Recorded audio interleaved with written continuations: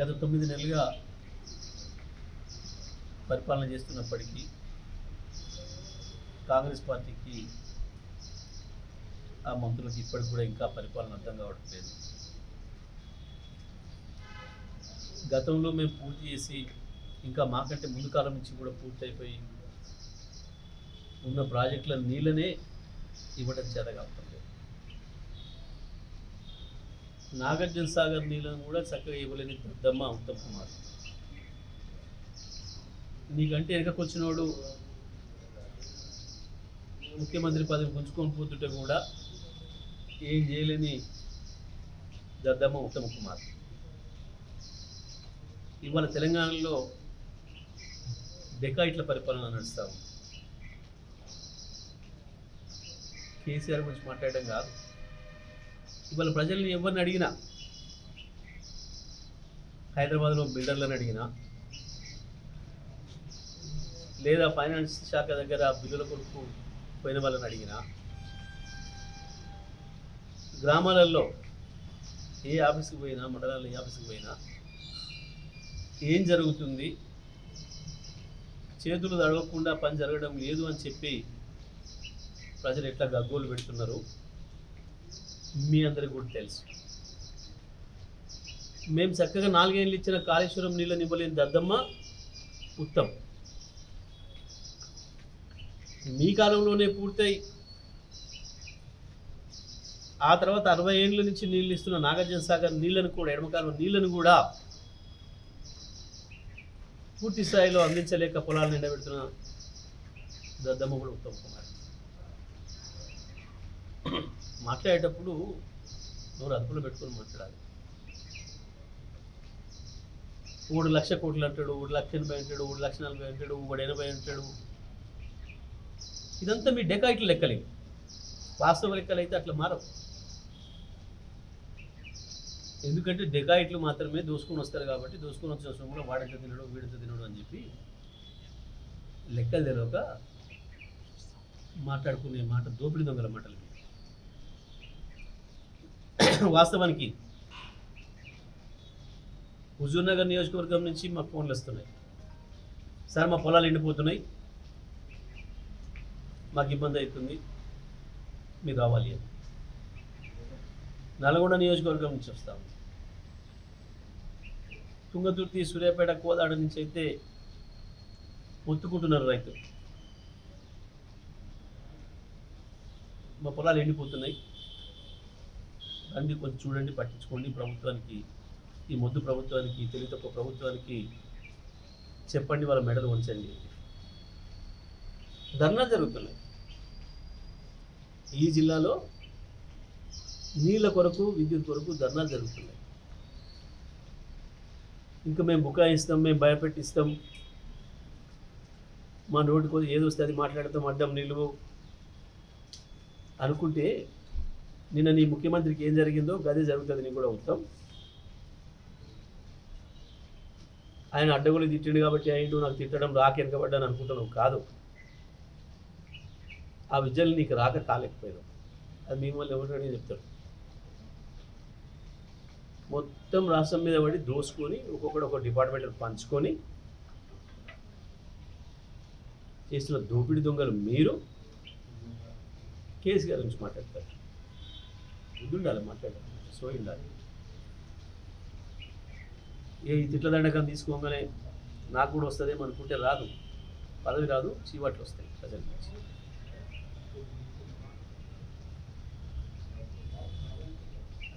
దమ్ముందా మాట్లాడతావా?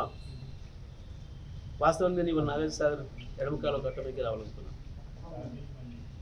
అక్కడి నుంచి నాకు మాట్లాడుతున్న రైతుల దగ్గరికి వెళ్ళాలనుకున్నా, కానీ రాత్రి నుంచి వర్షం ఉండటం వల్ల ఆగిపోయింది. లేకపోతే ఇవాళకే అనేక మంది రైతులు మీ పాలకీడు ఒకసారి నేర్జర్లవో, ఒకసారి జానపాడవో, ఒకసారి నల్లగొండ కనగలుగుకోండి, లేదా తిరుమగిరి మండలం రా, ఆరోపల్లి, నూతనకల్, మద్దిరాల, ఆత్మకూరు, చివెంల, ఎన్పాడ్, మోతే, ఏ మండలానికైనా వెళ్దాం, మీ పరిపాలన చక్కదనం ఎట్లుందో, మీ ఇరిగేషన్ శాఖ నిర్వాహకం ఏందో, ఎందుకు కాళేశ్వరం నీళ్ళు 4 ఏళ్ళ నుంచి వచ్చిన ఇప్పుడు ఆపిన ఉంటుంది. కోతలు కోసిండ్రు, అబద్ధాలు చెప్పి ప్రజలు మోసం చేసే ప్రయత్నం చేశారు. కాళేశ్వరం నీళ్ళు రాలేదు, ఒక చుక్క కూడా, మొత్తం ఎస్ఆర్ఎస్పి నీళ్ళే మేము దోమిందే, మేము తెచ్చిన ఎస్ఆర్ఎస్పిని మాట్లాడేది. ఇప్పుడు కాళేశ్వరం కొట్టుకపోయింది అని చెప్పాను. మరి ఎస్ఆర్ఎస్పి మీరు కట్టిన ఎస్ఆర్ఎస్పి అక్కడనే ఉంది కదా, ఇప్పుడు ఎందుకు వస్తలేవు నీళ్ళు? సూర్యాపేటకి ఎందుకు రావు, తుంగతుర్తికి ఎందుకు రావు, కోదాడికి ఎందుకు రావట్లేదు? చెప్తావా సమాధానం సూటిగా? ఎందుకు నాగార్జునసాగర్ ఎడమ కాలువలో మొన్నటి వరకు మేము 11,000 క్యూసెక్ల నీళ్ళు ఇచ్చినాం, ఎందుకు ఇవాళ కేవలం నువ్వు 6,000 క్యూసెక్లు ఇచ్చి చెరువులు నింపకుండా రైతాంగం పొలాలు నిండబెడుతున్నావు? ఎడమ కాలువ కింద కూడా ఎస్ఎల్బీసీకి కూడా పూర్తి స్థాయిలో నీళ్ళు తేవడం లేదు. నిన్న మనం 2 రోజులు ధర్నా చేశారు కదా తిప్పర్తి మండలంలోనే, నీ స్వయంగా నల్గొండ మంత్రి నియోజకవర్గ రైతులే. సిగ్గనిపిస్తలేదా మీకు? ఇంకా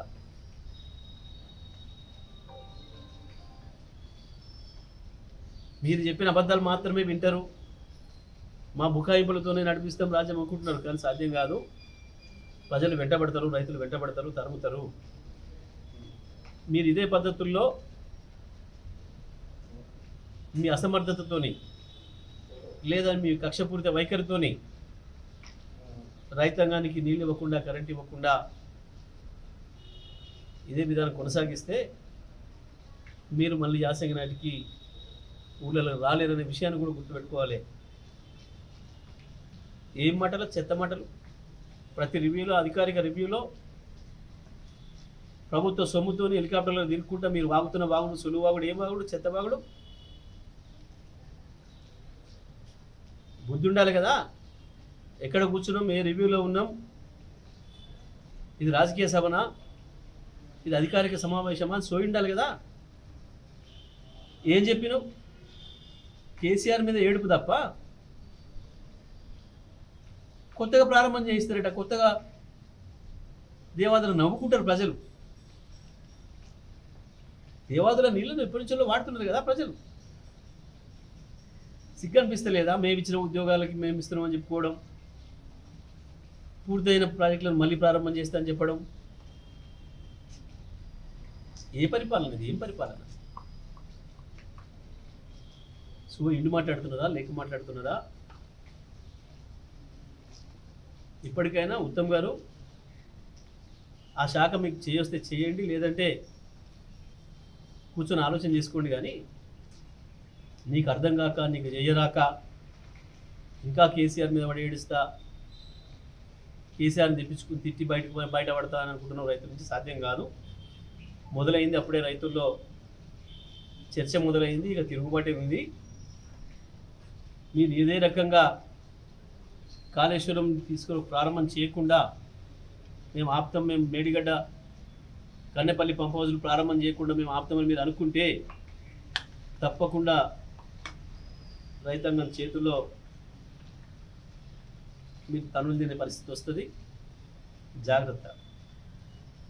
ఈ మాటలు నాకు మాట్లాడాలని లేదు వాస్తవానికి, కానీ నిన్న మీరు అధికారిక రివ్యూలో మీరు మంత్రుల నుండి, 3 మంత్రుల నుండి ఎమ్మెల్యేలను పెట్టుకొని అధికారులు పక్కన ఉండగా మీరు మాట్లాడిన మాటలు, మీరు మాట్లాడిన మాట అచ్చం ఇవాళ మీ ప్రభుత్వానికి, మీ మంత్రులకు సరిపోతుంది. డెకాయిట్ అనే పదం ఏదైతే వాడినావో ఇవాళ మీ మంత్రుల గురించి, అందరి గురించి ప్రజలు అదే మాట్లాడుకుంటున్నారు. హైదరాబాద్లో ప్రజలను అడిగినా చెప్తారు, ఆర్థిక శాఖ పోతున్న ప్రజలను అడిగినా చెప్పమని చెప్తారు, మున్సిపల్ శాఖకు పోయే వాళ్ళని అడిగమన్నా చెప్తారు, లేదా రెవెన్యూ శాఖకు సంబంధించి గ్రామాలలో జరుగుతున్న విషయాలపైన అడిగినా చెప్తారు. దొంగలు మీరు పెట్టుకొని ఇంకో గురించి మాట్లాడడం మానుకోవాలి. సరే, మాకేమో ఊరికే ఇట్లాంటి పదాలు ఉపయోగించడం ఇష్టం ఉండదు కాబట్టి మేము మాట్లాడము ఎప్పుడు కూడా. మాకు అలవాటు కాలే, కేసీఆర్ గారు మాకు అటువంటి మాట్లాడమని చెప్పలే, మాట్లాడలే, అవి రాలే.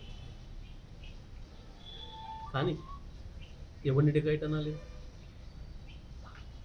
పట్టపగలు పట్టుబడ్డ దొంగలను అన్నా, రెడ్ హ్యాండ్గా పట్టుబడ్డ దొంగలను అన్నా,